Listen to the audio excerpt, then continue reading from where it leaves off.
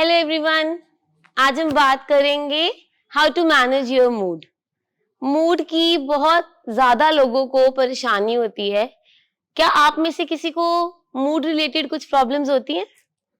Yes, मेरा रोने का दिल करता रहता है। रोने का दिल करता है। और क्या होता है?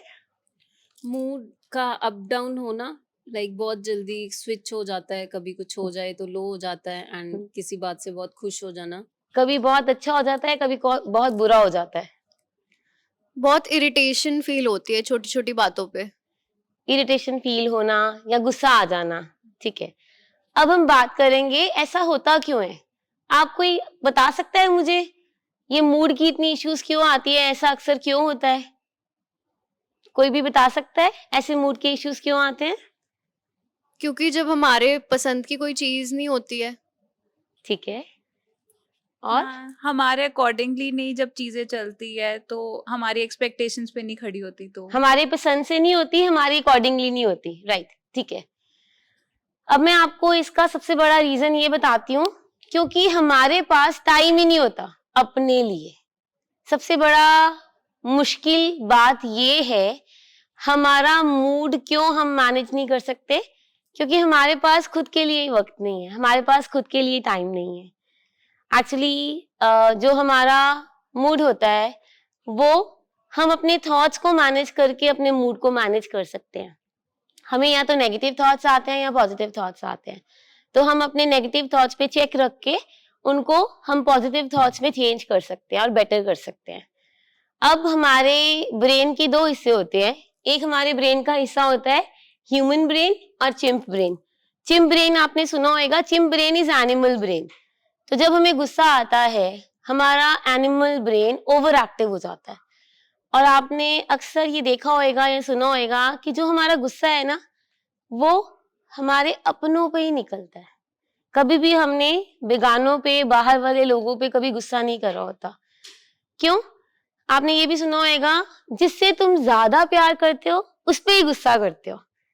अगर कोई किसी को अगर चुप कराता है या कुछ समझाता है तो कहता है ये तुम्हें प्यार बहुत करता है ना, इसलिए तुम पे ही गुस्सा करता है। इसको डिस्प्लेसमेंट ऑफ एंगर कहते हैं, कि जिसपे हमारा बस चलता है, जोर चलता है, उस पे हम गुस्सा निकालते हैं। हम अपने बॉस पे गुस्सा नहीं निकाल सकते, हम अपने बच्चे पे गुस्सा निकाल देते हैं। अब जब हमारा एनिमल ब्रेन ओवर एक्टिव हो जाता है, तो हमारा जो ह्यूमन ब्रेन है वो अपनी इमोशंस को मैनेज नहीं कर पाता। इसलिए हमें कुछ स्टेप सीखने हैं अपने मूड को मैनेज करने के लिए।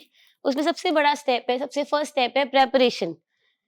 प्रेपरेशन का मतलब क्या होता है? प्रेपरेशन का मतलब होता है तैयारी करनी। सबसे पहले आप अपने मूड की रिस्पॉन्सिबिलिटी लेते हैं कि नहीं लेते हैं? क्या आप तैयार हैं अपने मूड को मैनेज करने के लिए?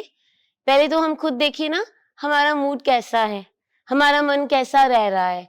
अगर आपका मूड पिछले 5 दिन से, 10 दिन से, 15 दिन से लो रह रहा है, अच्छा नहीं रह रहा, तो आपको हेल्प सीख करनी है और उसके लिए प्रिपेयर करना है खुद को। किस चीज के लिए? अपने अंदर कोई चेंज लाने के लिए।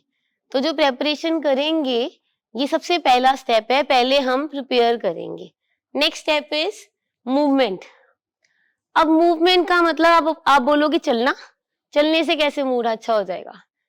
तो रिसर्च कहती है कि अगर हम 30 to 45 मिनट्स वॉक करते हैं तो उससे हमारा मूड सही रहता है।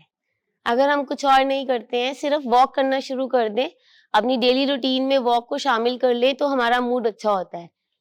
लेकिन यहाँ मूवमेंट का मतलब सिर्फ वॉक करना नहीं है, मूवमेंट का मतलब है गेट अप एंड डू। कुछ भी करने के लिए आपको पहले उठना पड़ेगा। अगर आपने कोई टास्क करना है, कोई काम करना है, तो उसके लिए आपको तैयारी करने के बाद उठना है। फॉर एग्जाम्पल, अगर आप बैठे रहते हैं और कोई भी काम नहीं करते, तो आपका वो काम सक्सेसफुल नहीं हो सकता, अकम्प्लिश नहीं हो सकता, कंप्लीट नहीं हो सकता। तो हमें अपनी लाइफ में मूवमेंट करनी शुरू करनी है। हम तो यहाँ तक कहते हैं कि हर 1 घंटे बाद उठ जाइए। अगर आप घर पे हैं, आप कोई वर्किंग नहीं है, तब भी हर 1 घंटे बाद थोड़ा सा चल लो, 100 कदम चल लो।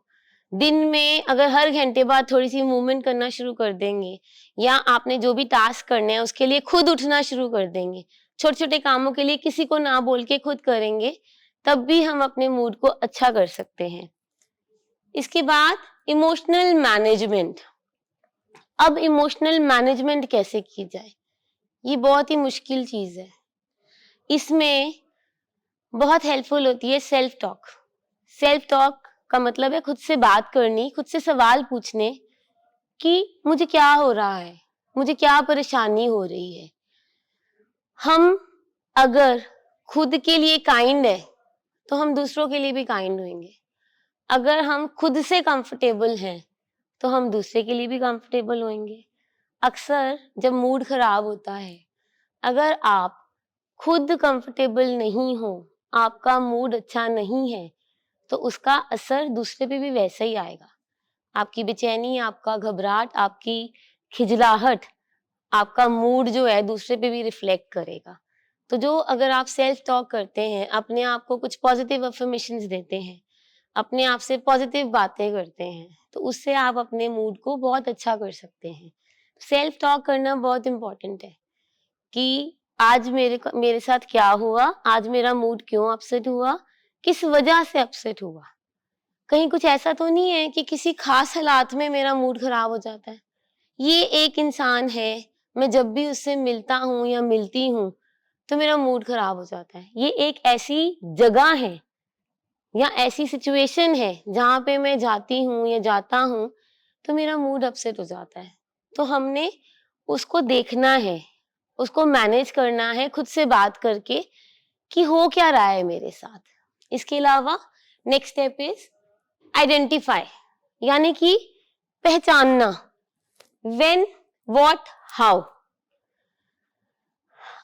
आपको क्या हुआ, किस बात ने आपका चैन चुरा लिया, किस बात ने आपको आज लो कर दिया।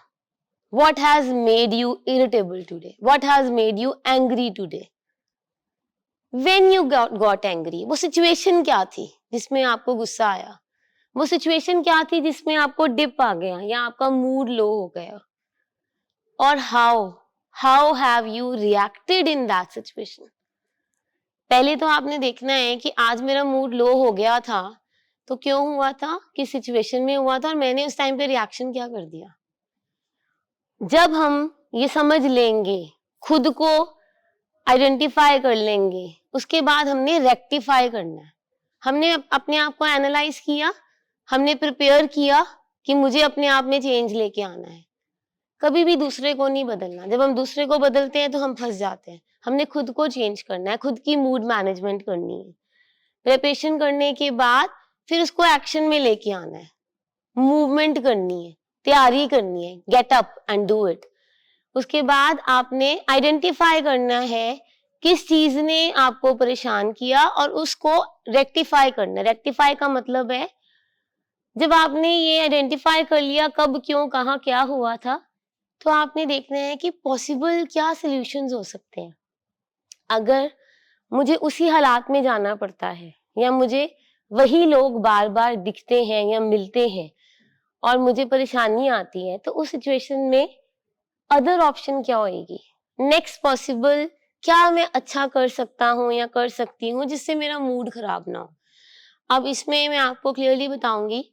फॉर एग्जाम्पल, जैसे हम बिजली का बिल भरते हैं, अगर हम अपने पूरे घर में बहुत ज्यादा इलेक्ट्रिसिटी ऑन करके रखते हैं फालतू में, उसको फालतू बोलेंगे, तो हमारा बिल भी ज्यादा आएगा। इसी तरीके से जो फालतू बातें होती है ना, उसका भी बिल ज्यादा आता है। कहने का मतलब है जितने भी टॉक्सिक लोग हैं या टॉक्सिक एनवायरनमेंट है आपके आसपास, उसमें आप जितना इंडल्ज होगे, जितनी वो बातें सुनोगे जाके, उससे आप पे लोड पड़ेगा, आप पे स्ट्रेस आएगा। So you need to take care of your self कि जो टॉक्सिक लोग हैं या टॉक्सिक एनवायरनमेंट है, उनसे मैं कैसे दूर रह सकती हूँ या दूर रह सकता हूँ, परे रह सकती हूँ। अगर आप ये कुछ स्टेप्स अपनी लाइफ में लेंगे तो आप अपने मूड को खुद से अच्छे से मैनेज कर सकते हैं। Thank you so much.